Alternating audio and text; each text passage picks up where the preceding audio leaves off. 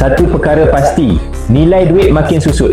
Ini adalah jawapan terhadap persoalan, confirm ke harga emas akan naik?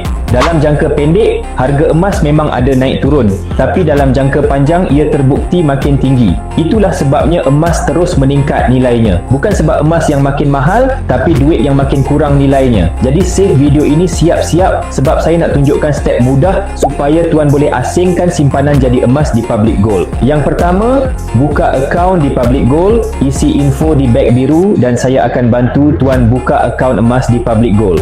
Pendaftaran adalah percuma dan akaun tuan hanya akan aktif bila tuan menyimpan emas pertama kali di Public Gold. Baik, lepas pendaftaran akaun, tuan akan ada akses untuk login ke dalam apps Public Gold. Di apps nanti, tuan boleh sahkan akaun dan login guna IC sendiri tanpa dash sebagai username dan password sementara. Kemudian, tuan dah boleh mula simpan emas.